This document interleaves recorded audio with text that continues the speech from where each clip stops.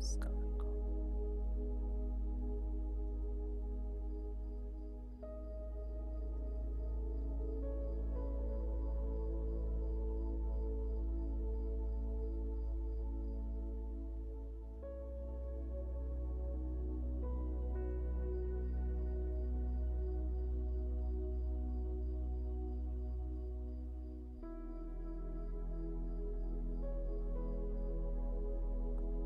अनादि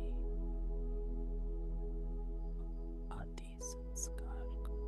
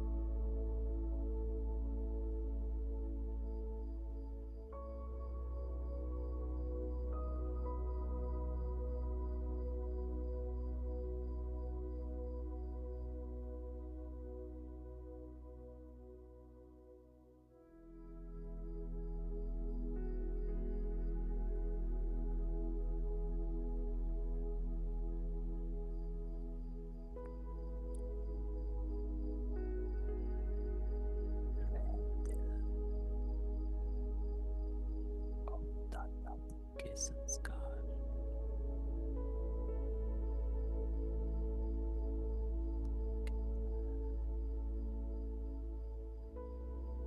इमर्ज का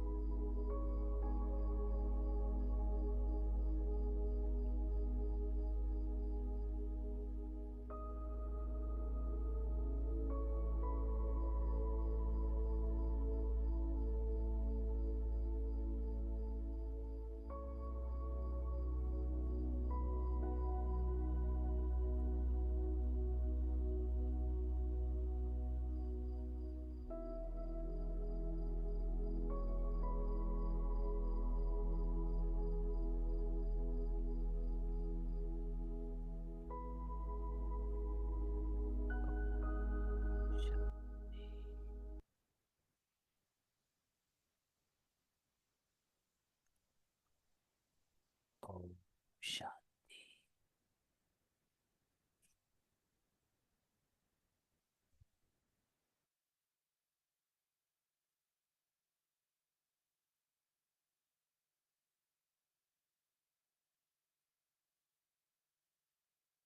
तो बाबा कहता है कि रहम दिल और दातापन के संस्कार अनादि रूप में भी है, आदि में भी, मध्य में भी है और अंत में भी।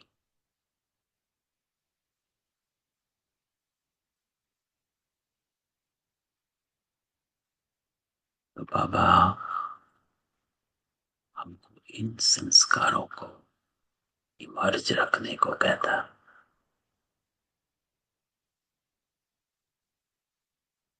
आज हमारी क्लास में बाबा क्या कहता है? बाबा कहता है कि हमें आत्मिक प्यार की मूर्ति बन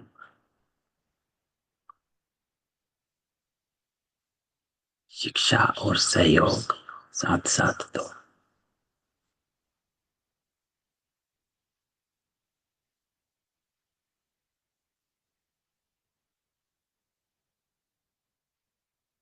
पिछले संडे की मुरली जिसमें बाबा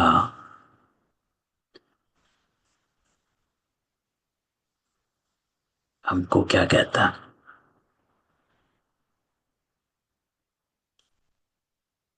बाबा कहता आत्मिक प्यार।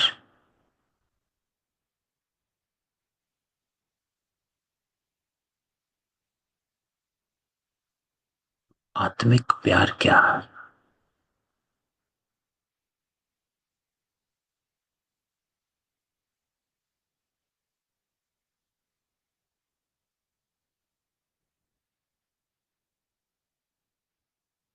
बाबा ने कहा कि अपने को आत्मिक प्यार की मूर्ति बनाओ। बाबा कहता है कि आत्मिक प्यार क्या है, कैसे हम चेक करेंगे कि मेरा आत्मिक प्यार है? कौन बताएगा? आज की क्लास जो है इंटरेक्शन क्लास, बातचीत है ना। आज हम मुरली नहीं करेंगे, एक मुरली नहीं करेंगे, आज हम कई मुरलियों का बीच बीच में क्वेश्चन आंसर करेंगे, ताकि हमारी जो बुद्धि है वो चले और दूसरा हमको समझ आए कि इसको प्रैक्टिकल में क्या करना है, कैसे मैं, किस बात पर मुझे अटेंशन रखनी है और कैसे मुझे अपनी चेकिंग करनी है। तो बाबा ने कहा कि आत्मिक प्यार की मूर्ति बनो। फिर बाबा कहता है चलते फिरते आत्मिक प्यार की वृत्ति, दृष्टि, बोल, संबंध, संपर्क अर्थात कर्म अनुभव करते हो। तो बताओ। ओम शांति भाई जी। शांति। क्या समझ में आता है? क्या करना है? भाई जी मतलब जैसे मैं एक आत्मा हूँ बाबा का बच्चा, वैसे सामने वाला भी आत्मा बाबा का बच्चा है। और मेरे में जो मतलब आत्मा का गुण है, शक्ति है, वो सामने वाले आत्मा में भी वो गुण और शक्ति है। इस दृष्टि से सामने वाले को देखते हुए, मतलब बुद्धि में ये बात रखते हुए, ना कि उसका जो व्यवहार है या गलत जो भी बोल है उसको ध्यान में नहीं रख के ये ध्यान में रखना कि वो भी बाबा का बच्चा है, उसमें भी 7 गुण 8 शक्ति है। और और फिर अपने में भी वो करके फिर उस तरह से बात करना। मैं यही समझी। नहीं समझे? एक पूर्णिमा बहन, आप में एक गुण है, वो गुण है निर्भयता का गुण। जो हमने देखा कि आप हमेशा क्लास में बोलते हो, हैं, आंसर देते हो, ये नहीं लगता कि चलो सही है कि गलत है, लेकिन आप अपना आंसर जरूर देते हो, कि निर्भयता आ रही है। क्योंकि कई बार आत्माओं को होता है कि नहीं बताएंगे, ठीक नहीं होगा तो क्या होगा, है ना, कोई क्या सोचेगा कि ठीक से नहीं बोला, लेकिन आप एकदम निर्भय होकर बोलते हो, बड़ा अच्छा गुण है, अच्छा भाई जी मैं लगता है। यहीं पे बोलती हूँ लौकिक में नहीं बोलती लौकिक में नहीं बोलती बहुत नहीं कम बोलती या पीछे तो बैठती हाँ, नहीं तो देखो, आध्यात्मिकता में, स्पिरिचुअलिटी में हमें आगे इसी क्लास में जाना है, लौकिक में आगे जाना बहुत किया है। हम्म, 63 जन्म लौकिक में आगे ही, अपने को आगे ही करते रहे कि मेरी सुनो, मेरी सुनो, जी है ना, मेरी मानो। और अलौकिकता में हमें आगे बढ़ना है। बाबा क्या, अ, थोड़े दिन पहले मुरली में था कि बाबा मेरा मुख खोलो। बाबा कहता मैं क्या मुख खोलूंगा तुम्हारा, है ना? आप में ज्ञान है, तो जब ज्ञान आप बोलने लग जाओगे, मुख आपे ही खुल जाता है ना। ओम तो शांति और भाई। ओम शांति दिनेश भाई। भाई जी, जैसे कोई भी आत्मा की तरफ से कोई भी चीजें आ रही है तो हमारी स्थिति खराब ना हो, और अब केवल आत्मा के रूप में जो उसके गुण हैं उनको ही देखा जाए, तो इसको आत्मिक प्यार कहेंगे। आत्मिक प्यार हो गया, है ना। इसकी, इस लाइन के पहले बाबा ने एक लाइन कही कि प्यार के देवता दाता व देवता सदा रहते हो। बाबा ने इसका एक उत्तर दिया, और किसी को, ये दोनों आंसर सही हैं, किसी और को क्या समझ आया? क्योंकि बाबा ने इसमें बताया, शुभ्रा बहन। भाई जी, आत्मिक प्यार में मतलब क्या, आंतरिक जो प्यार होता है, मतलब आंतरिक दृश्य। मुझे हिंदी बोलना इतना आता नहीं। कोई मैं बात नहीं, इंग्लिश भी बोल सकते हैं। इंग्लिश मतलब आंतरिक जो प्यार है, और सामने वाले को तो आत्मा ही देखना है, तो सभी को भी आत्मा देखना है। और आंतरिक जो प्यार है वही क्या आत्मा, आत्मिक प्यार तो बोलते सबसे हैं। पहले देखो बाबा क्या कहता है, आत्मिक प्यार, है ना।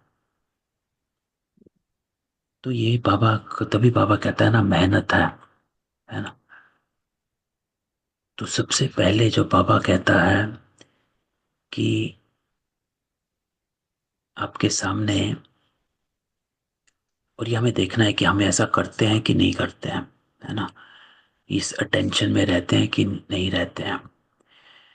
कि सबसे पहले आत्मिक, जब आत्मिक हो जाता है, विच इज स्पिरिचुअल हो गया, है ना, एट अ सोल लेवल हो गया, तो आत्मा के लेवल पर आत्मिक प्यार की मूर्ति बनना, तो आत्मा के लेवल पर देखना कि सबसे पहले कि आपके सामने स्त्री है कि पुरुष है, ये सामने ना आए, ये डिफरेंस आपके बुद्धि में रत्ती भरना है। दूसरा, कि वो कौन है, जैसे लौकिक नाम होते हैं या लौकिक संबंध होते हैं, तो संबंधों का जो बंधन है या संबंधों का जो बाउंड्री है, वो सामने ना आए कि ये काका चाचा मामा ये सब रिश्ते, दोस्त, जो भी है। क्योंकि हमने क्या किया, हमने इन हदों को पार किया। बाबा ने इसमें एक अपनी एक युक्ति बताई कि बाबा क्या करता है, तो वो एक लाइन में बताई। बाबा क्या कहता है, तो ये जो अभी हमने कहा ये क्यों करना है, क्योंकि सब आत्माओं की अलग अलग नेचर है ना। सब आत्माओं के अपने संस्कार हैं, कोई कैसा है कोई कैसा है ना। किसी का चिड़चिड़ेपन का संस्कार है, किसी का हठी रहने का संस्कार है, है ना। किसी का हमेशा क्रोध में रहने का संस्कार है ना। किसी का यू नो जो वेरी इम्पल्सिव होते हैं वैसा संस्कार है। तो भिन्न भिन्न नेचर वाले जो आत्माएं हैं वो हमारे सामने आती हैं, है ना। तो बाबा ने क्या कहा कि भिन्न भिन्न नेचर वाले बाबा के सामने आए। प्यार के सागर बाप ने एक ही प्यार के सागर के स्वरूप की अनादि नेचर से, तो आपकी नेचर, बाबा की नेचर क्या हुई कि वो सदा प्यार का सागर रहा। अपनी नेचर को बाबा ने क्या कहोगे कि चेंज नहीं होने दिया या प्रभावित नहीं होने दिया। Baba stayed in his natural stage. तो हमें ये नहीं होता है कि वो क्या है, ये क्या है, वो क्या है। बाबा कहता है अपने आप को एक नेचर वाला बना लो, तो आपको सामने कोई भी कैसा भी आए वो आसान हो जाता। इसलिए बाबा ने कहा आत्मिक प्यार की मूर्ति बनो, है ना। मूर्ति बन जाना अर्थात you are a idol of the spiritual love. तो आपने अपने आप को स्टेबल कर लिया, इस स्टेज में स्थित कर लिया।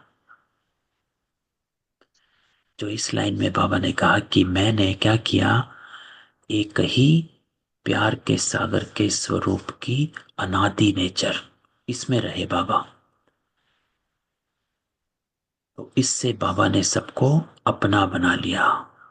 तो बाबा क्या कहता है, अगर आप सबकी भिन्न भिन्न नेचर देखोगे तो अपना नहीं बना सकोगे।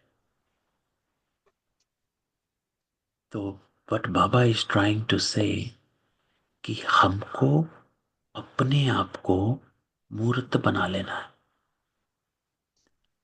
एक मूर्त, कि मुझे प्यार का सागर जिसे कहते हैं, है ना, इमर्स्ड इन गॉड्स लव। इसलिए बाबा ने कहा है आत्मिक प्यार में समाये हुए आप अपने को हर समय आत्मिक प्यार में समाये हुए अनुभव करते हो। क्योंकि जब हम अनुभव नहीं करते तो हम बन नहीं सकते। तो बाबा कहता कि आप अपने को प्यार के सागर की मूर्ति बना लो, ऐसे अपने आप को देखो। इसलिए बाबा क्वेश्चन पूछता है कि प्यार के दाता व देवता सदा रहे हो, चलते फिरते आत्मिक प्यार की वृत्ति, दृष्टि, बोल, संबंध, संपर्क अर्थात कर्म अनुभव करते हो। तो बाबा इसलिए कहता है, इसमें बाबा ने पूरे में यही कहा कि आपकी नेचर क्या है। तो अपने से पूछो मेरी नेचुरल नेचर क्या है। डजेंट मैटर बाहर क्या है, कौन है। इसलिए बाबा ने कहा वास्तव में ब्राह्मण जीवन की नेचुरल नेचर मास्टर प्रेम का सागर है।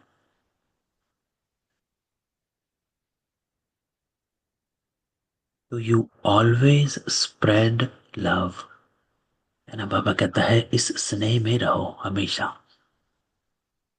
उस भाव में रहो। इसलिए अभी जो हमने योग किया आज, उस योग में क्या कहा बाबा ने कि इंटरेस्टिंग बात बाबा ने कही, आपके अनादि रूप में भी दातापन के संस्कार, रहम दिल के संस्कार हैं, जिसको बाबा ने एक्सप्लेन किया। इसलिए आप कल्प वृक्ष की जड़ों में बिठाए बैठे दिखाई दे रहे हो, है ना, तपस्या कर रहे हो कि सर्व आत्माओं की सदगति गति हो जाए। तो वो संस्कार बाबा कहता है अनादि में भी है, क्योंकि जड़ों में तो आप देवता नहीं बने, फिर देवता रूप में भी आपके रहम दिल के हैं, और फिर बाबा कहता मध्य में भी पूज्य स्वरूप हो। तो रहम दिल और दातापन के संस्कार है, क्योंकि देने वाले हो, और अभी ब्राह्मण रूप में भी ईश्वर का परिचय देने वाले। तो बाबा कहता है आपके पांचों स्वरूपों में दातापन के संस्कार है। तो अपने को, जिसने बाबा ने कहा अपनी आपने नेचुरल नेचर मास्टर प्रेम का सागर इसकी बनाई है कि नहीं बनाई है?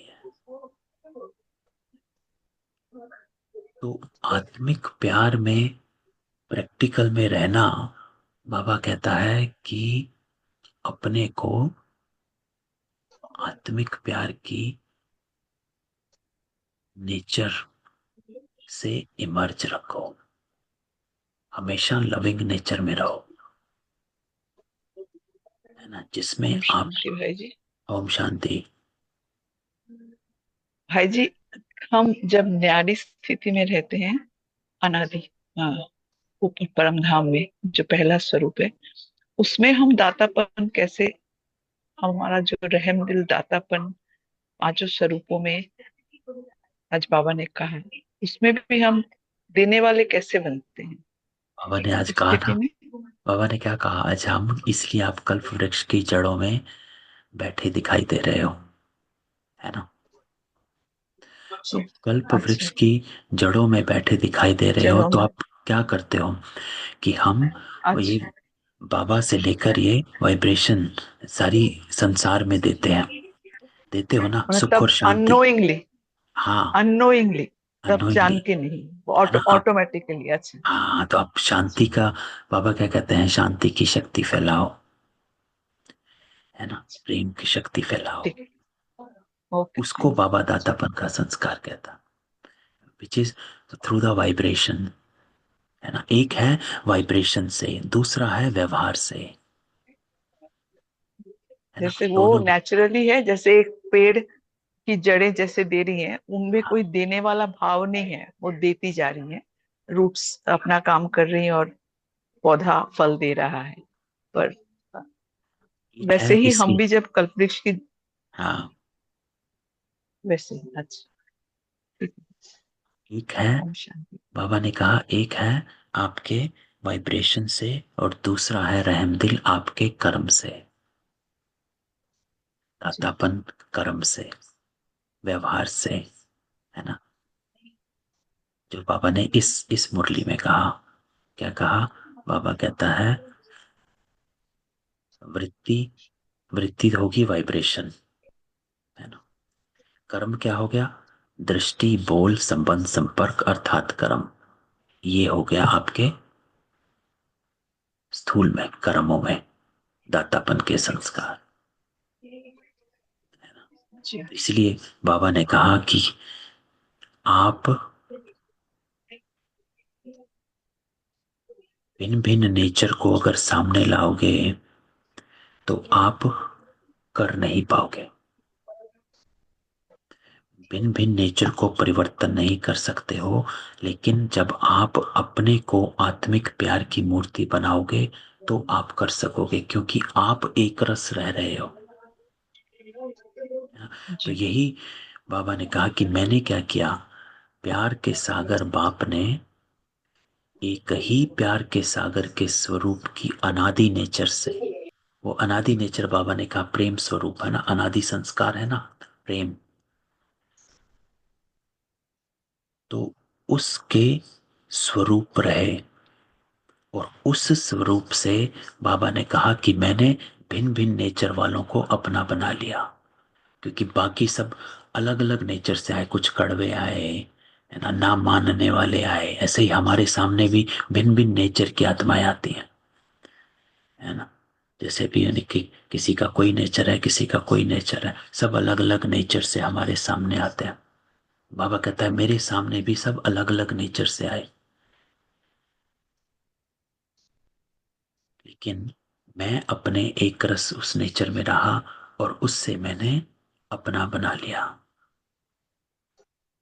अगर आप सबकी भिन्न भिन्न नेचर देखते तो अपना बना सकते, है ना, तो नहीं बना सकते। अगर हम ये देखें नहीं ये तो ऐसे कर रहा है, ये तो इसके साथ मुश्किल है, इसके साथ सही है, ये थोड़ा कठिन है, ये तो ऐसे ही। तो बाबा कहता है तो मुश्किल है, क्योंकि आपने क्या किया, आप बॉडी में आ गए, क्योंकि वो सोल कॉन्शियस नहीं है, क्योंकि आपने उनको अलग किया। बाबा कहता है स्वयं को एक रस बना लो, तो आप दूसरों को कन्वर्ट कर सकते हो। अपनी नेचुरल नेचर में रहो। बाबा कहता है आपकी नेचुरल नेचर मास्टर प्रेम का सागर है।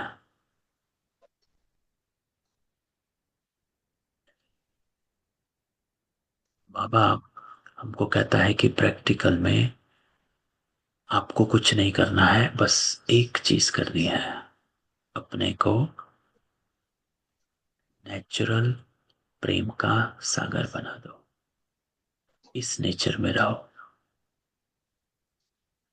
तो इस नेचर में रहोगे तो बाकी सबकी नेचर, बाबा कहता है अपने आप उनको, इसलिए बाबा कहता है उसमें शिक्षा और सहयोग साथ साथ तो पाओगे, क्योंकि आप प्यार में इमर्स्ड हो, आप लविंग हो, है ना।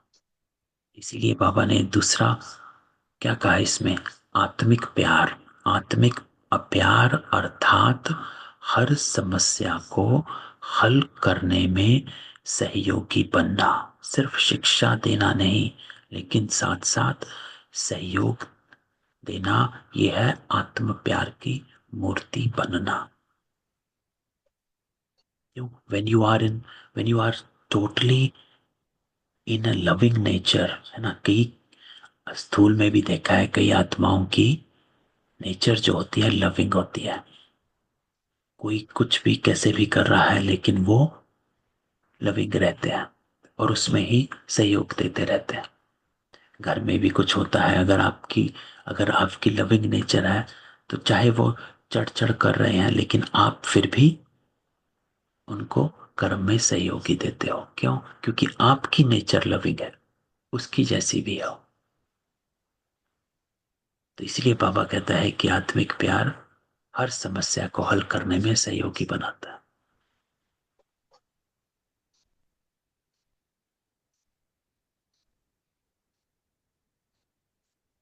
इस आत्मिक प्यार की बाबा कहता है मूर्ति बनो, दाता देवता बनो। देखो ये जो दातापन का देवतापन के संस्कार हैं, तो इस सारी साकार मुरलियों में, अब हम अगली मुरली देखेंगे इस मंडे की, तो सारी साकार मुरलियों में बाबा हमको ये लाइन बार बार रिपीट कराता है, दैवी गुणों को धारण करना है। और संडे को बाबा एक गुण के पीछे विस्तार कर देता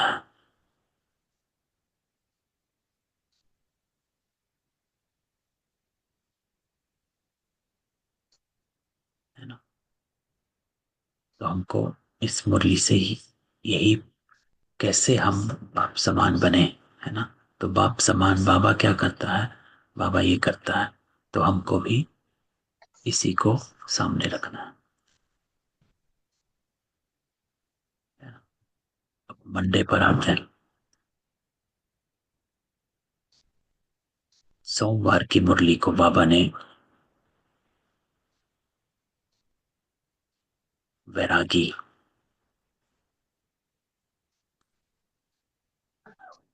वैरागी बनने को कहा। बाबा ने क्या कहा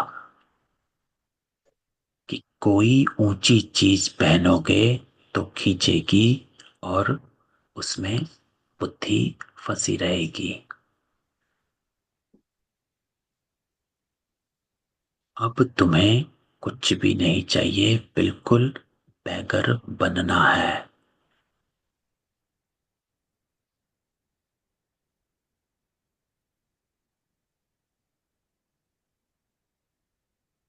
इसमें बाबा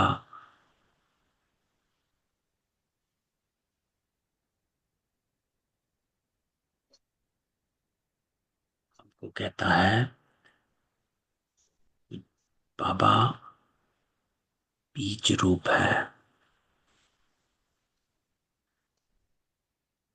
बीज रूप का अर्थ बाबा ने इसमें बताया।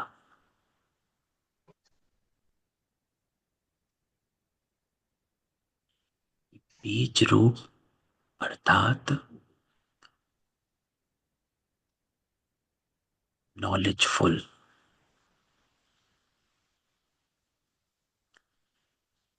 क्योंकि बीज में सारे झाड़ का नॉलेज होता है। बीज रूप अर्थात नॉलेजफुल, कि आपको सारे झाड़ का नॉलेज है, उसको बीज कहा जाता है। जिसमें बाबा ने एग्जाम्पल दिया आम का, तो आम का झाड़ है, सेब का झाड़ है, तो सीड को पता है कि कौन सा फल निकलेगा।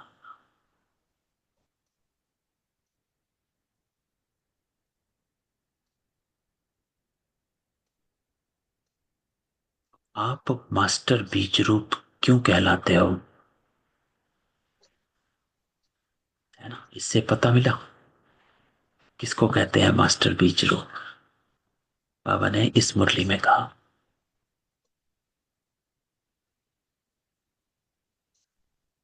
क्यों तुम मास्टर बीज रूप हो? क्योंकि तुमको नॉलेज है।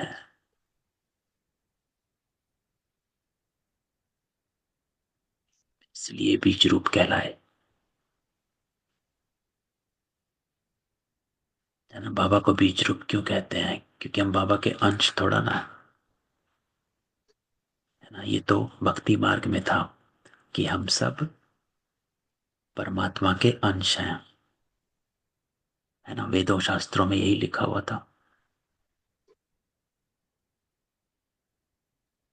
बाबा कहता है मैं भी आत्मा, आप भी आत्मा, लेकिन मैं परमात्मा हूं। आप सब भाई भाई।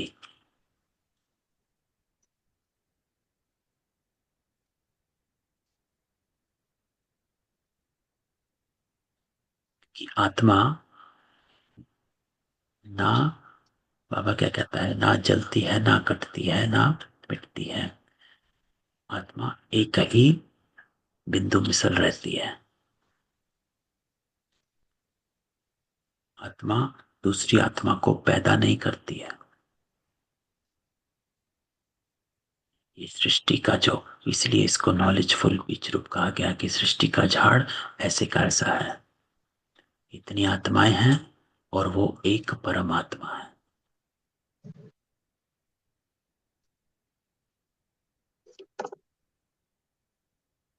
तो इसलिए बाबा हमको कहता अभी मास्टर बीज रूप बन जाते हो, क्योंकि तुमको नॉलेज हो जाती है।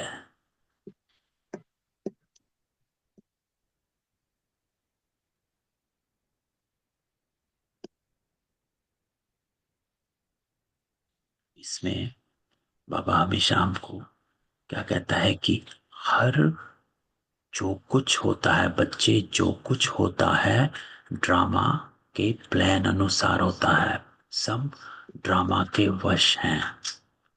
पाप भी कहता मैं भी ड्रामा के वश, मेरे को भी पार्ट मिला हुआ, वही पार्ट बजाता हूं, लेकिन मैं सुप्रीम आत्मा हूं।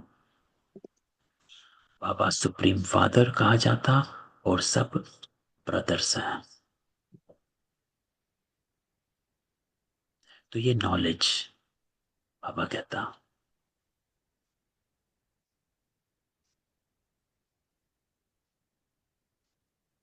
और अभी बाबा क्या कहता है कि अभी मैं क्या कर रहा हूं, मैं आदि सनातन देवी देवता धर्म की स्थापना कर रहा हूं। क्यों?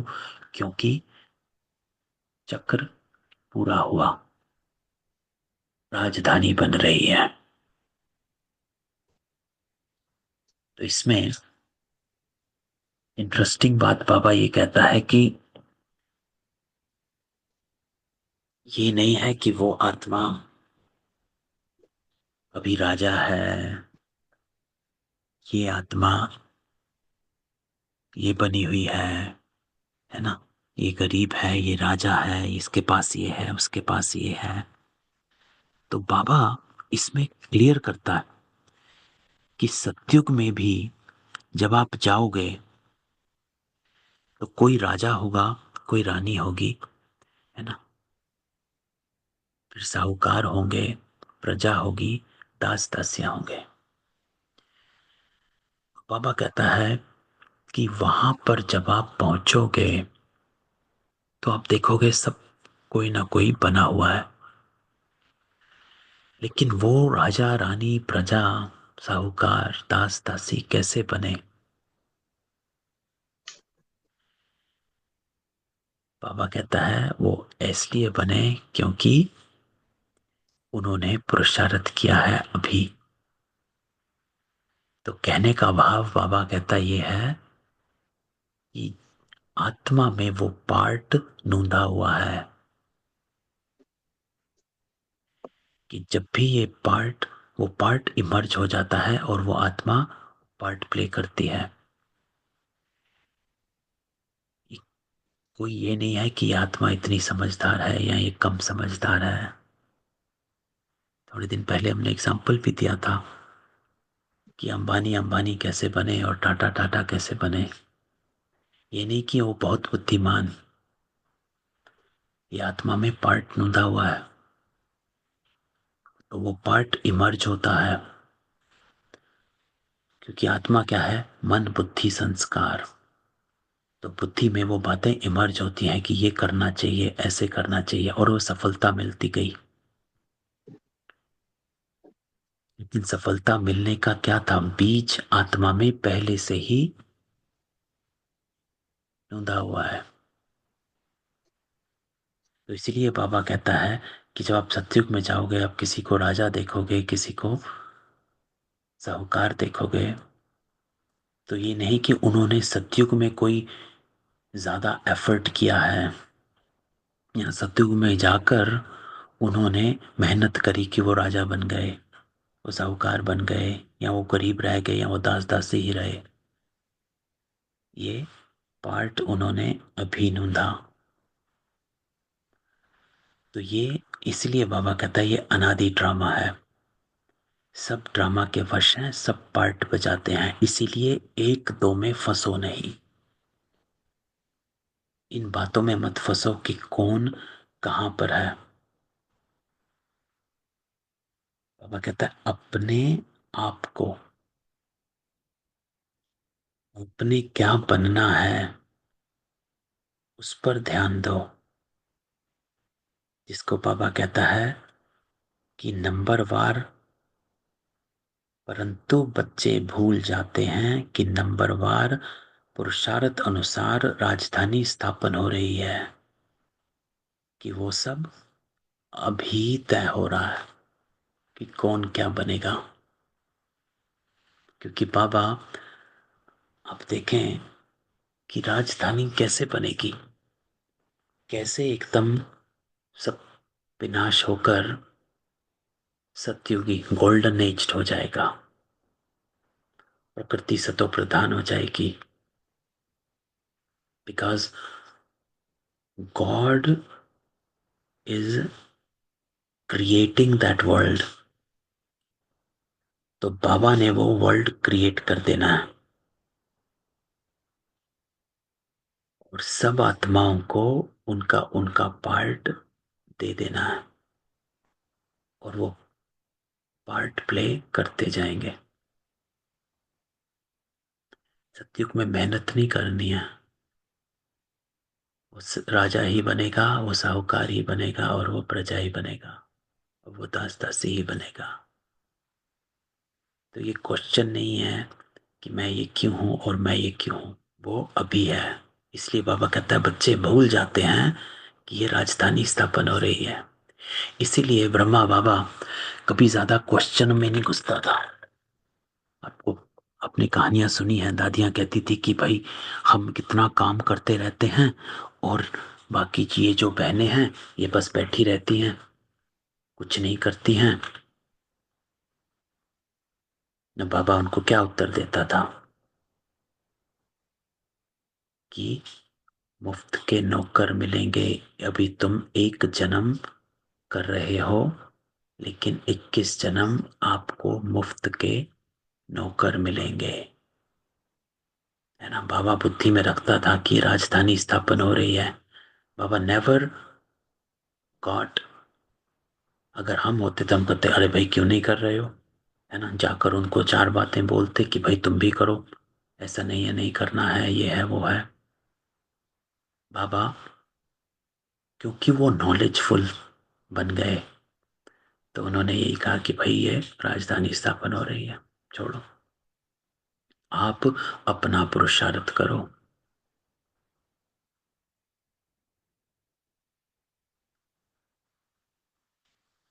तो बाबा कहता है कि यहां तुम वनवाह में हो। क्यों? बाबा कहता है कि किसी भी चीज में आपका आकर्षण होगा तो वो खींचेगा, और वो अगर खींचेगा तो फिर आपकी बुद्धि उधर जाएगी, है ना। तो इसलिए बाबा हमको कहता है इस मुरली में, मंडे को बाबा ने मेन बात जो हमें सिखाई वो ये कही कि आपकी वनवाह अवस्था है तो कहीं पर भी बुद्धि अटकनी नहीं चाहिए।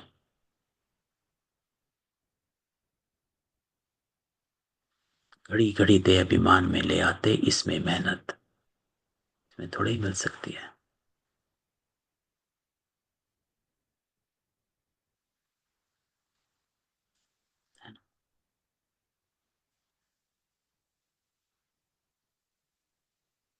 और फिर बाबा क्या कहता है कि बाकी सबके हैं आसुरी स्वभाव, देवताओं का होता ही है देवी स्वभाव। तो आपको देवी गुण धारण करने हैं।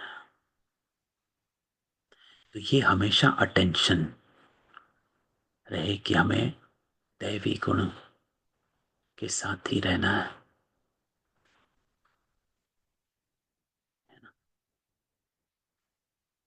तो इसी को लेते हुए ट्यूसडे को बाबा ने क्या कहा कि फूल बनना, दैवी गुणों पे, कि पवित्र रहना है। किसी भी अपवित्र वस्तु, व्यक्ति, वैभव, उसमें नहीं फंसना है। आत्मा शुद्ध होनी चाहिए।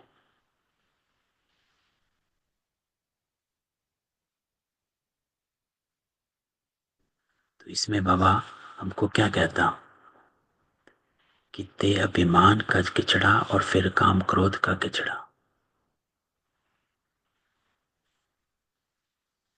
तो अपने में जो किचड़ा है, खामियां हैं, वो निकालनी है। तुमको सब खामियां निकाल पवित्र बनना है। क्यों? क्योंकि लक्ष्मी नारायण पवित्र हैं।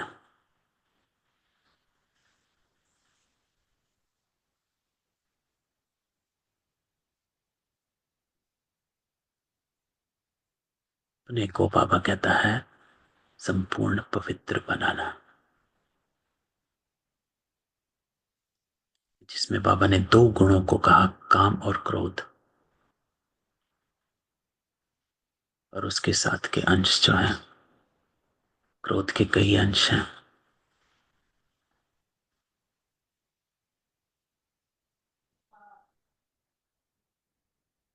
जिसमें बाबा ने इस मुरली में एक बात कही कि कैसे हम अपने आप को पवित्र रख सकते हैं, जिसमें बाबा ने सी नो इविल, अपवित्र को देखना ही नहीं है।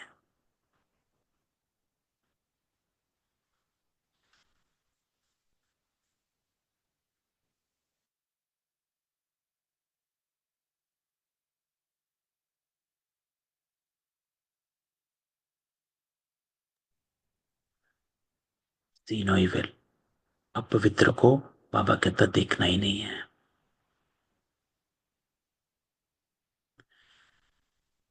तो हम कैसे, बाबा ने कहा कि कैसे हम अपने आप को पवित्र बना सकते हैं, क्योंकि जब भी हम किसी भी अपवित्र व्यक्ति, वस्तु, चीज, किसी भी चीजों को देखते हैं तो बुद्धि अटक जाती है। तो बाबा हमको कहता है कि इससे बचने के लिए किचड़ा देखना ही नहीं है ना। सारा दिन हमारा कहाँ रहता है।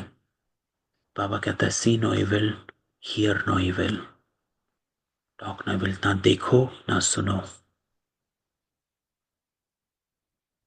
तो सारे दिन में हमारे आसपास टीवी है, मोबाइल है, कितना किचड़ा है। उसको अगर देखते रहते हैं तो बस बुद्धि इधर से उधर उड़ जाती है। और बाबा ने हमको संडे को क्या कहा, आत्मिक प्यार की मूर्ति बनो, एक रस प्यार के सागर उसमें समाये रहो। जब हम इधर उधर देखेंगे या रहेंगे तो हम कैसे प्यार की मूर्ति बने रहेंगे, कैसे हम रहम दिल या दातापन के संस्कार में रहें। क्योंकि हो नहीं सकता कि हम अपवित्र चीजों को देखते रहें और अपने दातापन के संस्कार इमर्ज रखें। ये दोनों एक साथ नहीं हो सकता। तो दोनों को, इसीलिए बाबा कहता है आप दोनों हाथों में लड्डू नहीं हो सकते हैं, इसलिए मेहनत है। अभी तुम जानते हो, बाबा कहता आत्मा में कैसे किचड़ा बढ़ा गया, है ना। हुआ क्या था, यही हुआ कि हम फंसते गए और पवित्र होते गए, किचड़ा बनता गया, संस्कार बनते गए। तो अब बाबा कहता है आपको अपवित्र वस्तु से अपने आप को डिटैच करते जाओ।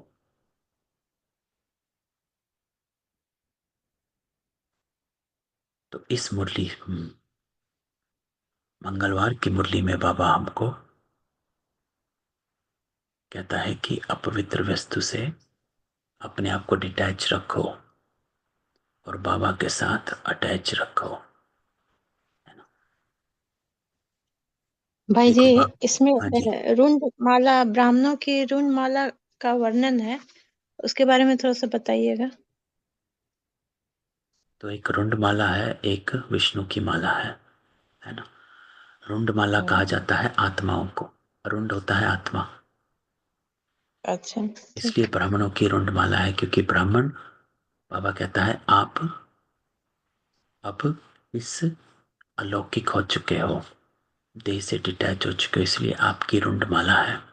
आप रुंड माला में गाए गए, आत्माओं की माला, है ना। इसलिए हम लिटरल मीनिंग उसका देखे थे ऐसे, तो उसमें था कि जैसे बिना सर के बॉडी जो है ना, बॉडी का जिसमें माथा नहीं हो या कुछ पार्ट बॉडी का नहीं हो, वैसा वाला बॉडी को बोलते हैं रुंड। तो इसलिए हम समझे नहीं। नहीं, आत्मा को रुंड बोलते, बॉडी को रुंड नहीं, उसको नहीं बोलते कि हाँ कि आपका सिर्फ स्कल है या क्या है, पता नहीं। देखो, शिव को आप उसमें भी देखें, अध्यात्म इसमें शास्त्रों में भी रुंड, रुंड क्या होता है, वो आत्मा को सिर्फ, इसलिए दो मालाएं होती है, रुंड माला और विष्णु की माला, विजय माला। वैजयंती माला है ना। वैजंती, हाँ वो वैजंती माला दूसरी है ना। जो हाँ विष्णु हाँ की माला, वैजंती माला कहो, विष्णु की माला कहो, विजयी माला कहो, है ना। ये दो मालाएं हैं, एक है रुंड माला, एक है वो माला। तो भाई जी, रुंड ये माला, रुंड माला क्या, जो माँ काली के गले में हाँ दिखाते वो हैं, काली के गले में दिखाते स्कल्स, हैं, वो स्कल्स बना के दिखा देते हैं। मैंने इनके ऊपर विजय प्राप्त किया हमने, इन विकारों के ऊपर, ऐसे नहीं। नहीं नहीं, वो नहीं है, वो बस वो माला उन्होंने ये क्या, ब्राह्मणों की, तुम जो ब्राह्मण कुल के हो कि रुंड माला बनती है, जिन्होंने बहुत गुप्त मेहनत की है। रुंड माला जो होती है वो रुंड आत्माओं की माला को कहा जाता है। सिर्फ दो मालाएं हैं, शिव, शिव के रुंड माला, क्योंकि सब आत्माओं की माला है। इसीलिए ब्राह्मणों की दूसरी माला नहीं बनती। बाबा क्या कहता है हमेशा, ब्राह्मणों की माला नहीं बनता है ना, नहीं बनाते ना। क्योंकि ब्राह्मण जो है वो चेंज होते रहते हैं, उनके संस्कार चेंज होते रहते हैं, आज है ब्राह्मण कल नहीं है। तो ब्राह्मणों की माला नहीं बनी, लेकिन उनकी रुंड माला बनती है। क्यों? क्योंकि आत्माओं की माला है। तो रुंड माला में सभी आत्माएं आती हैं। लेकिन विष्णु माला अलग माला, उसमें सिर्फ विजयी माला, विजयी आत्माएं आती हैं। तो बाबा कहता है ब्राह्मणों की रुंड माला बनती जिन्होंने बहुत गुप्त मेहनत की है, लेकिन विजय माला के दाने कोई कोई बनते हैं। तुम जो ब्राह्मण कुल के हो, तुम्हारी रुंड माला बनती है, जो बाबा के सहयोगी हैं, है ना। तो आत्माओं की माला को रुंड माला कहते हैं।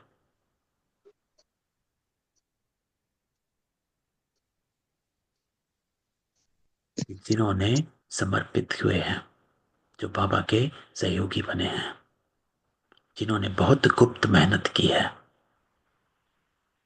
मतलब हम जाके विष्णु की माला नहीं बनेंगे, क्यों अभी नहीं बनेंगे? अभी नहीं बन सकते, आप मैंने अगर आगे जाके बनेंगे। हाँ, आप देखो, फिर विष्णु की माला तो हुई ना, इसी माला से विष्णु की माला बनती है। तो पहले ये बनना पड़ता है, इसलिए बाबा कहते हैं पहले फिर ब्राह्मण बनोगे तभी देवता बनोगे, है ना। तो जी, पहले इस माला में आना पड़े, फिर इस माला से विष्णु की माला बनती है ना। जो विजयी रत्न की माला है, 16,108 की माला है, फिर 108 की माला है, फिर 8 की माला है, फिर इस माला से वो माला बनती है ना। इसलिए बाबा कहता है कि जिन्हों ब्राह्मणों की रुंड माला बनती जिन्होंने बहुत गुप्त मेहनत की। तो ये वो माला है जो ब्राह्मण बनते हैं, जो मेहनत करते हैं।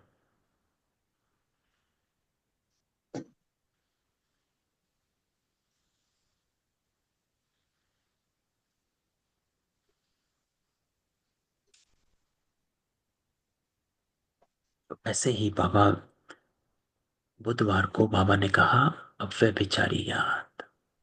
तो अव्यभिचारी याद कैसे हो सकती है? आधार क्या है अव्यभिचारी याद का? एक की याद में रहते जो। हाँ, एक की याद में रहना वो है अव्यभिचारी याद, लेकिन इसका आधार क्या बना? कैसे हम अव्यभिचारी याद में रह सकते हैं? एक बाबा के साथ, बाबा की याद में या आत्मिक स्थिति में। बाबा की याद में तो रहेंगे, वो तो अव्यभिचारी, लेकिन उसमें हमारा पुरुषार्थ क्या है कि क्या हमें करना है जिससे हम अव्यभिचारी याद में रहें या रह सकते हैं। इसको आप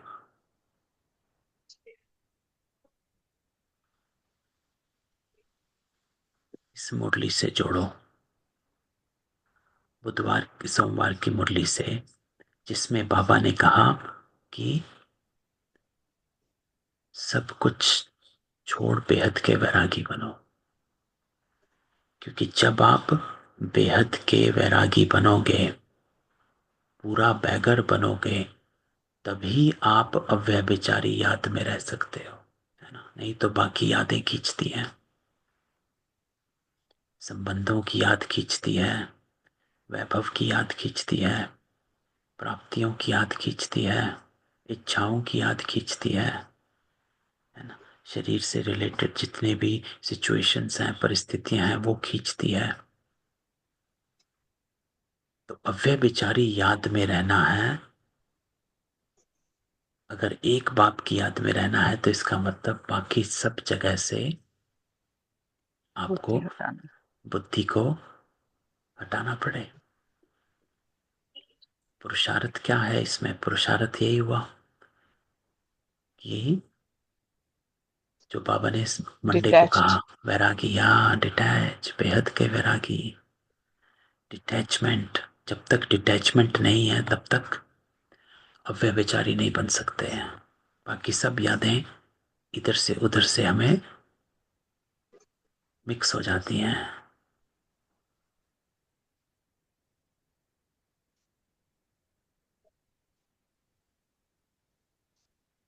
तो बाबा वीरवार को, बुधवार को हमें कहता है कि अव्यभिचारी याद में रहो,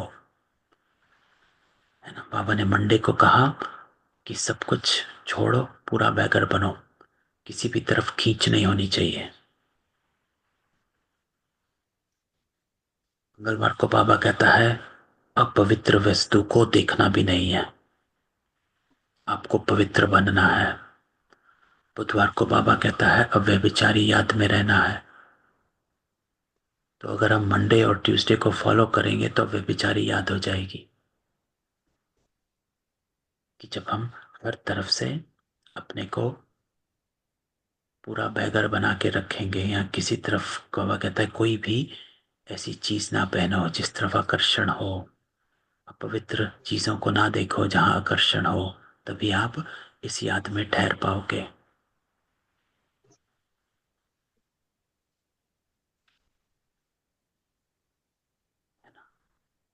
और वीरवार को बाबा हमको कहता है कि भूतों को भगाओ।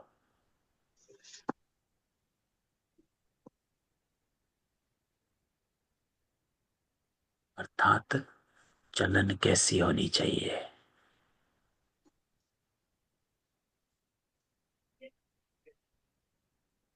कि संस्कार कैसे होने चाहिए, व्यवहार कैसा होना चाहिए, जिसको बाबा हमेशा कहता है कि दैवी गुण धारण करने हैं। बाबा कहते कि तुम बच्चों का दिमाग कितना ऊंच होना चाहिए, कि हम कितने ऊंच बाप के बच्चे, हम कितने ऊंच बाप के बच्चे, हमारा कैरेक्टर कितना ऊंच होना चाहिए। तो यहाँ बाबा हमको हमारी चलन पर लेकर आता है कि आपकी चलन कैसी है। तो संडे को बाबा हमें कहता है आत्मिक प्यार की मूर्ति बनो। मंडे को बाबा कहता है सब जगह से डिटैच करो। ट्यूसडे को बाबा कहता है अपवित्र चीजों को देखो मत। वेडनेसडे को बाबा कहता है अव्यभिचारी याद में रहो, डिटैच रहो हर तरफ से, कहीं भी बुद्धि ना जाए, एक की याद में रहना है, ना व्यक्ति वस्तु संबंध वैभव किसी में ना रहे। और फिर बाबा कहता है हर अपनी चलन को देखो, हमारा कैरेक्टर कितना ऊंच होना चाहिए। तो बुद्धि हमेशा अनादि आदि स्वरूप में रहे, उन संस्कारों में रहे जिसमें बाबा हमेशा हर मुरली में कहता है दैवी गुण भी धारण करने हैं। तो दैवी गुणों को धारण करना, इस बात पर हमेशा बाबा कहता है अटेंशन रहे।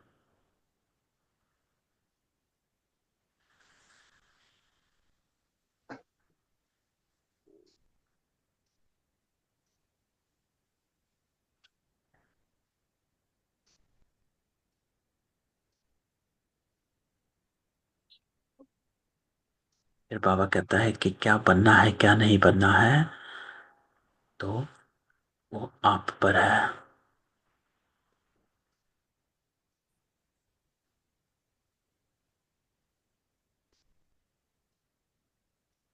बढ़ाने वाला कौन और बनते क्या है, साहूकारों के भी दास दासियां बनेंगे ना। तो अभी भी साहूकारों के पास कितने नौकर। तो बाबा हमको क्या कहता है कि बुद्धि बाहर भटकती रही, एक भी भूत निकलता नहीं, तो क्या बनोगे।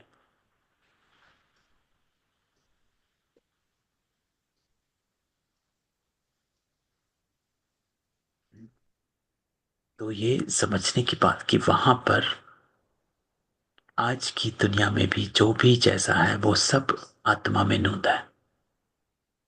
अगर किसी ने कोई इन्वेंशन करी है तो ये नहीं कि बहुत आत्मा में नूंद था, वो पार्ट इमर्ज हुआ, बुद्धि में संकल्प आया और वो इन्वेंशन हो गई।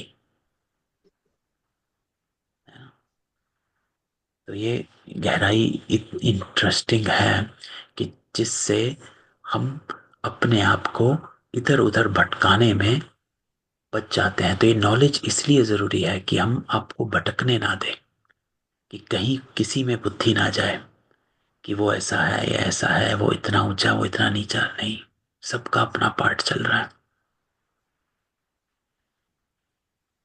आप, बाबा कहता है अपने ऊपर अटेंशन दो, है ना। और फिर बाबा शुक्रवार को हमें क्या कहता है, श्रृंगार ना, याद से 5 चीजें बाबा ने बताई कि जितना हम याद में रहेंगे उतना क्या होगा।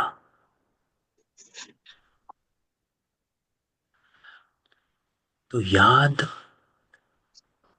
हमने पहले भी डिस्कस किया, बाबा की याद जो है, क्यों बाबा कहता है याद से सब होता है?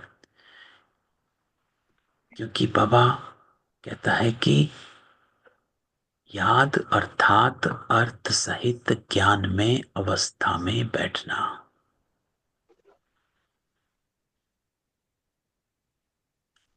याद अर्थात अपने लक्ष्य को फिर से इमर्ज करना, कि मुझे दैवी गुणों को इमर्ज रखना है। जब याद में बैठते हो, शिव बाबा को याद करते हो, तो बाबा कहता है अपने आप को इस बात का रिमाइंडर जरूर देना है कि मुझे दैवी गुण इमर्ज रखने हैं। क्योंकि याद से बाबा क्या कहता है, आप सच्चा सोना बनते हो, पावन बनते हो, श्रृंगार होता है गुणों का, धनवान बन जाएंगे। ये याद तुम्हें पद्मापदम भाग्यशाली बनाती है। तो बाबा की याद में बैठना अर्थात अपने आप को इन गुणों की स्मृति दिलाना। रहम दिल, दातापन, मधुरता, सहनशीलता, धैर्यता,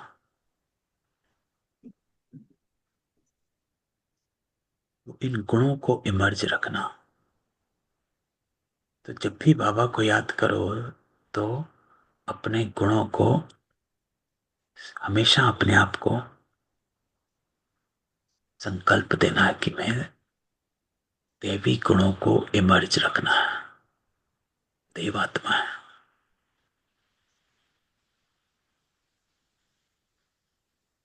तो बाबा कहता है कि याद अर्थात अर्थ सहित ज्ञान में अवस्था में बैठना। ऐसे नहीं सिर्फ शांति में बैठे हैं, साइलेंस में बैठे हैं और बाबा को देख रहे हैं, बिंदु को देख रहे हैं, फोटो को देख रहे हैं।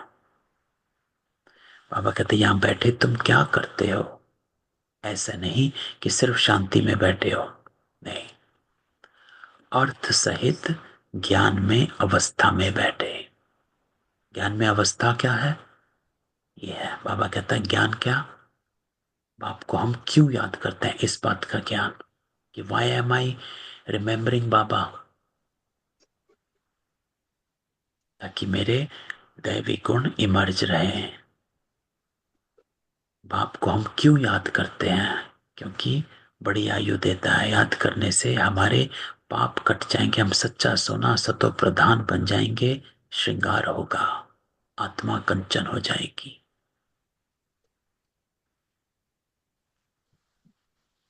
बाबा कहता है इतना तुमको फायदा है।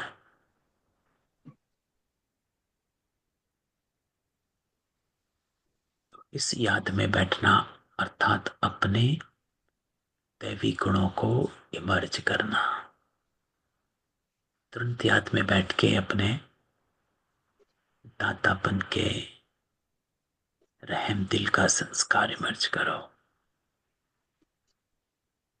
सब जो कर रहे हैं सब अपने पार्ट से कर रहे हैं, इसलिए ज्ञान, नॉलेजफुल नॉलेज इसलिए बीज रूप है कि आपको सारी सृष्टि के जड़ की नॉलेज है ना। तो उस बीज रूप अवस्था में बैठकर आपने सारी, आपको सब नॉलेज है कि कौन क्या और कैसे और क्यों है। तो आप अब सबको बाप, इसलिए बाबा कहता है आप सबको बाबा की तरह वापस घर ले जाने के पुरुषार्थ में बैठे हो, परिवर्तन में बैठे हो। तो सबको वापस लेकर जाना है। इसलिए बाबा हमेशा एक ही संकल्प में इमर्ज रहता है कि मुझे सबको वापस ले जाना है। तो everybody has to come back to the original sanskar. तो जो किया उसको माफ किया,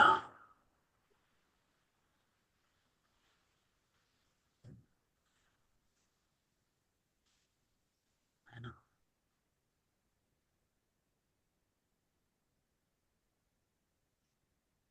अब इस समय निराकार बाप साकार में आकर तुम्हारा श्रृंगार करते हैं, अकेला नहीं, है ना। सिर्फ निराकार नहीं आता है, शिव बाबा ब्रह्मा के तन में आकर हमारा श्रृंगार करता, साकार से समझाता है।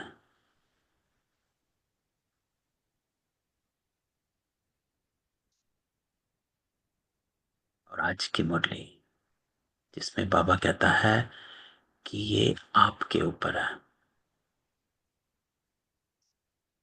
जितना पुरुषार्थ करोगे वो बन जाओगे।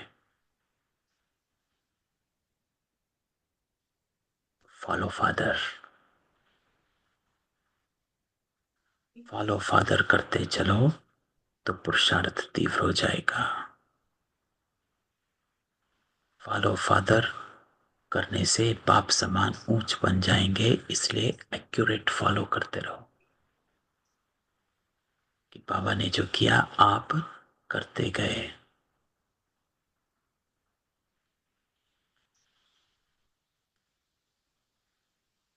तो ये सभी मुरलियों में आप देखें, संडे से सैटरडे तक बाबा हमको हमारी बुद्धि को दैविक बुद्धि बनाने के पुरुषार्थ में लगा हुआ है कि अपनी बुद्धि को दैवी बुद्धि बनाओ, डिवाइन इंटेलेक्ट, डिवाइन आत्मिक प्यार की मूर्ति। हर चीजों से आकर्षण खत्म करो, फूल बनो, अव्यभिचारी याद में रहो, फॉलो फादर करो।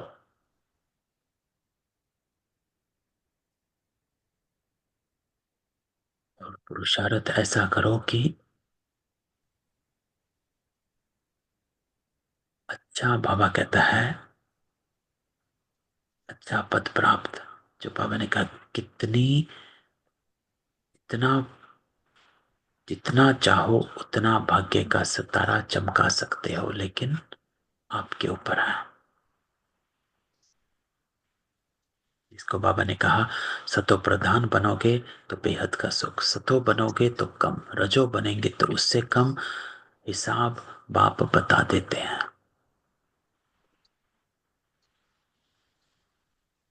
जितना बाप को याद करेंगे, बाप की याद से दैवी गुण भी आएंगे। सतो प्रधान बनना है तो दैवी गुण जरूर चाहिए। तो सतो प्रधान बनने से बेहद का सुख, और ये पाना है तो दैवी गुण। तो हमेशा अपनी जांच आप पे ही करते रहना है कि दैवी गुण कितने आए। तो ऑलवेज बीइंग डिवाइन, है ना।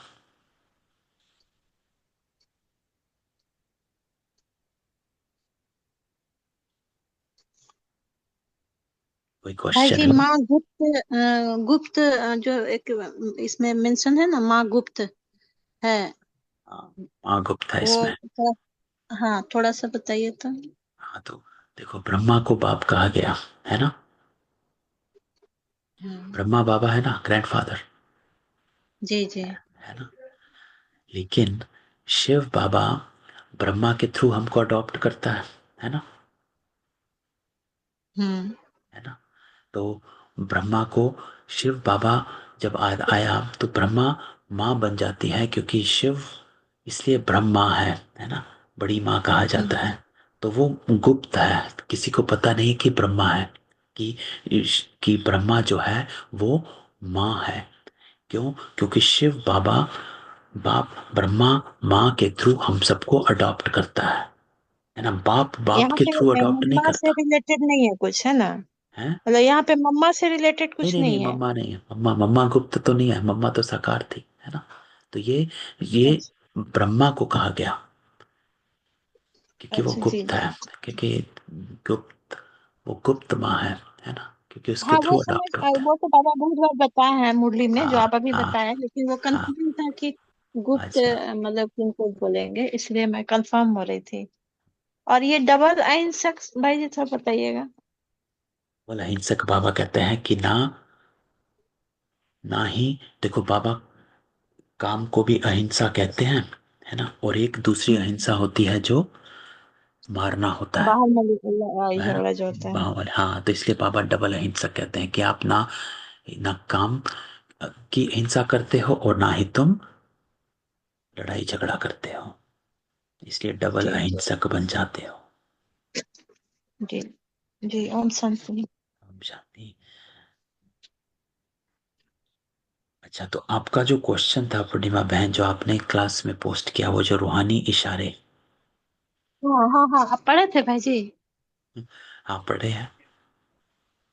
हाँ, उसमें था कि आत्मा अलग है, मन बुद्धि से अलग है, वो इससे काम करती है।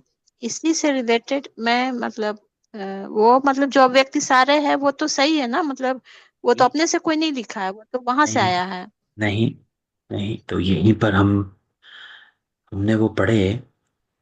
हाँ तो हाँ। ये पता नहीं कौन से रूहानी इशारे हैं।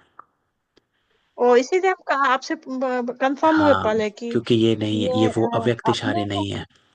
अव्यक्त इशारे, आपको क्लास में अव्यक्त इशारे जो हैं, हर मंथ का एक टॉपिक होता है ना। इस मंथ हर का जो, रोज मुरली के पीछे जो आते हैं भाई जी, कुछ मुरलियों के जो हमारे पास आते हैं उनके पीछे लिखा रहता है आज के अव्यक्त इशारे। हाँ हाँ, और वो मधुबन से आते कई हैं। और वही जी मेन है, ये जो इसमें है, ये वो अव्यक्त इशारे नहीं है। इस महीने के अव्यक्त इशारे एक टॉपिक पर हैं जो है सफलता मूर्त बनो, है ना। उसके ऊपर सारे अव्यक्त इशारे हैं। पिछले महीने के सारे अव्यक्त इशारे थे संस्कार मिलने के, हार्मोनाइजिंग द संस्कार्स। ये जो रूहानी इशारे हैं, ये पता नहीं कौन से इशारे हैं। तो ये कहीं से तो कुछ किसी ने अपना अच्छा, बनाया इसमें हुआ है। लिखा हुआ है, हाँ हमको भी लगा। अच्छा, इसमें जो मेंशन किया हुआ है, बात जो लिखा हुआ है वो उसके ऊपर बोलिए कि उसमें कुछ सब जब ठीक है हमें कि कुछ अब पूर्णिमा नहीं, हम बहन, हमें, जितना समझे उस नहीं हिसाब से बोल नहीं रही हूँ। वो नहीं, ये जब रूहानी इशारा कुछ है ही नहीं, तो इसलिए हम उसमें हम बुद्धि की लगाएंगे क्यों? तो इसका मुझे तो लगता है ये गलत है कहीं ना कहीं से। पता नहीं ओ किसी ने अच्छा। अपना बनाया हुआ है ना। देखो, जी रूहानी जी भाई इशारे नहीं होते, मैं भाई अव्यक्त इशारे होते हैं। अव्यक्त इशारे मुरलियों से और क्या कहते हैं, भोग संदेश से, वहां से बनाए गए हैं, है ना। तो अव्यक्त इशारे अलग हैं और वो जैसे मधुबन आज से सहन आते हैं। शक्ति के ऊपर है। हाँ, इस पूरा महीना जो है आज सहन शक्ति के, इस पूरा महीना सफलता मूर्त बनने पर है ना। तो आज का जो अव्यक्त संगठन इशारा है वो है, हाँ, संगठन संगठन में वाला। सफल होने अथवा हाँ, फाइनल पेपर में पास होने के लिए सहन शक्ति चाहिए। शक्ति क्योंकि चाहिए। अंत समय में धन व साधन होते हुए भी कोई प्राप्ति नहीं हो सकती। ऐसी परीक्षाओं के समय पास होने के लिए सहन शक्ति चाहिए। कैसे भी विकराल समय हो, लेकिन यदि आपके पास शक्तियों का स्टॉक जमा है तो शक्तियां प्रकृति को दासी बना देंगी, अर्थात सब साधन स्वतः प्राप्त होते रहेंगे। वह क्या कहता है, देखो, तो सफलता मूर्त बनना है, if you want be a successful embodiment of success, तो बाबा कहता है कि सहन शक्ति जरूरी है संगठन में, है ना, इम्पोर्टेंट है, क्योंकि सबके अलग अलग संस्कार होते हैं। तो अगर सहन शक्ति नहीं होगी तो आप सफल नहीं हो पाएंगे। परीक्षा आती है क्योंकि सबके संस्कार अलग हैं। तो उन संस्कारों को जो करने के लिए, तो बाबा कहता है कैसा भी विकराल समय, लेकिन अगर आपके पास सहन शक्ति है तो आप पार कर जाएंगे। तो इस महीने के अव्यक्त इशारे इसके ऊपर हैं। तो पूर्णिमा बहन, वो जो उनका है वो पता नहीं कहाँ से उन्होंने लिए हैं, है ना। हाँ, नहीं मैं ना सोर्स इज देखिए नॉट मैं क्लियर, है ना। अब सोर्स अगर मुरली नहीं है तो फिर हम छोड़ देते हैं, हाँ जी जी जी। क्योंकि फिर वो डिस्टरबेंस है, फिर इसका मतलब कहीं कुछ ना कुछ गड़बड़ है। हाँ, मैं ना वो एक दो वीडियो सुनी थी, तो मैं इसलिए मतलब इतना पढ़ाई की, लेकिन फिर भी कंफ्यूजन फर्स्ट पेपर में ही, मतलब फर्स्ट चैप्टर में ही कंफ्यूजन है। तो तो जैसे रूहानी कि आपने एक दिन पहले भी मुझे भेजा था, कुछ तो भेजा था, हाँ हाँ, इन्हीं इसी का से था शायद। रिलेटेड था भाई जी। हाँ, वो मैं मैंने ना सुना जैसे, था, थोड़ा सा अच्छा, सुना था। और वो हाँ हमें सही नहीं लगा, हमें लगा कुछ अलग ही, वो आत्मा और मन बुद्धि को अलग अलग कर रहे थे उस जी। हाँ, तो योग ये में, देखिए, योग था शायद एक। हाँ हाँ, योग से मतलब वो बोल रही हाँ है तो योग में बोल रही हाँ, है। योग में वो आत्मा और मन और बुद्धि को अलग अलग कर रहे हैं, तो वो तो गलत है। तो ये नहीं, हमको, हम कैसे इसको, कैसे मेरा माइंड कैसे समझा कि देखिए, जैसे हम लोग 84 जन्म लेते हैं ना, तो 84 जन्म में मन 84 तरह का हुआ। मतलब क्योंकि मन, जैसे अभी मन में जो गलत बात आता है, ये यही मन वो जो वहां पे सतयुग में रहेगा, वहां पे एक भी गलत बात तो आएगा नहीं। मन या बुद्धि वैसा सोचेगा नहीं, मतलब अलग ही रहेगा। लेकिन आत्मा तो एक ही है 84 जन्म में, लेकिन मन बुद्धि संस्कार अलग अलग है सब सारे युग में।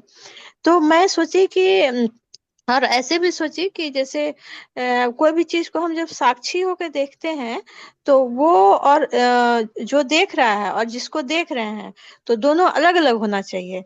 जैसे हम बॉडी को देखते हैं साक्षी होकर, तो मतलब आत्मा अलग है बॉडी से, तभी देख पा रही है। और फिर मैं सोची कि जैसे एक बार क्या हुआ, मैं अपने बारे में बता रही हूँ कि जैसे मेरी बेटी का जो भी था ना दिक्कत, तो मैं कभी मेरा मन में ना कुछ संकल्प आया उल्टा, मतलब जो भी खराब संकल्प होता है वो आया, और फिर मेरा रोना हुआ थोड़ा सा। तो मैं फिर अपने को ही देख रही हूँ, मैं अपने को ही सोच रही हूँ कि मैंने ये संकल्प किया इसलिए मुझे रोना आया। हाँ, तो फिर मैं सोची कि जो होना है वो तो ड्रामा फिक्स है, तो मैं ऐसा संकल्प क्यों कर रही हूँ। तो फिर मैं संकल्प को चेंज किए, तो संकल्प को चेंज किए तो मन ठीक हो गया, तो रोना बंद हो गया। तो मैं सोची कि फिर ये कौन रो रहा है, कौन और देख कौन रहा है, मतलब ये सब इतना मन में चल रहा था, मतलब। और मैं अपना संकल्प को देख रही हूँ और संकल्प को चेंज कर रही हूँ, और फिर मेरा स्थिति चेंज हो गया। तो फिर ये वाला जो वीडियो उनका देखी ना, तो जैसे उसमें कहते हैं ना कि मन बुद्धि जैसे सागर है, तो सागर में जो लहर है ना, मतलब जो वो है मन। और मतलब कि तो सागर का ही पार्ट है, जैसे आत्मा का ही पार्ट है मन। लेकिन आत्मा मतलब अलग है, वो चेंज नहीं होता है, वो क्या बोलते हैं, बेहद में है। और मन जो है वो हद में है। तो ऐसे करके वो समझाई ना, तो मेरा बुद्धि में बैठ गया। लेकिन जब मैं आपसे डिस्कस की तो वो मैच नहीं हुआ, तो इसलिए मैं कंफ्यूज हो गई कि समझी नहीं मैं ठीक वो से। तो कॉन्सेप्ट अब आप अलग है, बताइए। तो हम कहें कि वो मत सुनो। क्या, हमें लगा कि जो ये बहन है जिनका वो भी जो भी चैनल है, तो रहने दो, हाँ क्योंकि मुझे लगता है कि ये कॉन्सेप्ट ही अलग है उनका, अच्छा अच्छा है ना। अच्छा तो वो अच्छा। आपको हाँ कंफ्यूज ही करेगा। और कभी कंफ्यूज्ड मूंझने में नहीं जाना, क्योंकि क्या होता है कि फिर आप कंफ्यूज स्टेट में चले जाओगे। बाबा ने जो बताया है, जैसा बताया है वैसे चलोगे तो ही आप इसको धारण भी कर पाओगे और आपको सब समझ भी आएगा। नहीं तो अगर दो उसमें रहे तो मुश्किल हो जाएगी। तो इनकी हाँ, जो नहीं मैंने नहीं, देखी, वो ये तो जो नहीं इनका भाई नाम जी। भी आप देखेंगे, जब नाम भी इन्होंने हम्म। रूहानी इशारे दिया हुआ है, अव्यक्त इशारे नहीं दिया हुआ है ओ, ना। तो मतलब ये दूसरा कुछ ग्रुप का है। हाँ, ये कुछ और है, क्योंकि अच्छा। अव्यक्त इशारे ये नाम ही इनका, और रूहानी इशारे, तो वहां पर भी हाँ हमारे को लगा हाँ कि हाँ हाँ इन्होंने नाम हाँ ही अलग दिया हुआ है, अपना ही कुछ बना हुआ हाँ हाँ, ठीक है ठीक है। है वो ना। पता नहीं चलता है ना कि रहने मतलब दो। ऐसे सुने तो अच्छा लगा, तो मैं मतलब और फिर मैं समझी, वो भी मैं आपको समझाई कि मैं क्या समझी कैसे समझी। ठीक है भाई जी। जैसे आज किसी के मुरली में जो मुरली के बारे में डिस्कशन होती है, उसमें उन्होंने ये गुप्त माने माँ गुप्त है इसके बारे में उन्होंने जैसे सरस्वती नदी, साथ में मम्मा, जो मम्मा इतने दिन नहीं है शरीर में, नहीं लेकिन नहीं फिर भी मम्मा नहीं के बारे में वो है, ऐसे करके उन्होंने एक्सप्लेन नहीं किया था। इसलिए नहीं ये नहीं, बात को लेके मैंने फिर हाँ जी। गलत है। मदर गुप्त है, मम्मा गुप्त थोड़ा ना, मम्मा तो है। हाँ, मदर गुप्त है बोला है, हाँ जी। मदर क्योंकि ब्रह्मा है, बड़ी माँ ब्रह्मा। ये तो पापा ने कई बार मुरलियों में कहा है कि मैं शिव जी, ये कई ब्रह्मा बार हमने सुना है, माँ जी के हाँ। द्वारा आपको जब अडॉप्ट करता जब हूँ। ब्रह्मा पिता लेकिन भी है और माता भी है, हाँ, लेकिन जो लेकिन वो सब देखते शरीर हैं उनका, आप, हाँ हाँ यहाँ पे बाबा ने खुद ही लिखा है, बाप को ही देखो, क्योंकि आप देख किसको रहे हो, जी, ब्रह्मा बाबा को, है ना। फॉलो सिर्फ किसको करोगे, पालना देने ब्रह्मा के बाबा लिए। को, है ना। तो ब्रह्मा जी बाबा को फॉलो करोगे तो फॉलो किसको कर रहे हो, जिसको आप देख रहे हो। लेकिन वो अंदर में गुप्त है, क्योंकि उसके द्वारा आपको शिव बाबा अडॉप्ट कर रहे हैं, तो उसको बाबा ने मदर गुप्त कहा, है ना। जी एकदम क्लियर है मुरली में। जी जी जी। तो ये एक्चुअली हाँ, यही हो जाता है कि अलग अलग लोगों का सुनने से यू रियली गेट कंफ्यूज्ड। नहीं होना ये चाहिए। होना, हाँ कंफ्यूज नहीं होना। जी, चलो ओके भाई ठीक है, जी। सवेरे मिलते हैं। ओम जी, शांति। ओम ओम शांति। शांति। ओम शांति। ओम शांति भाई। ओम शांति।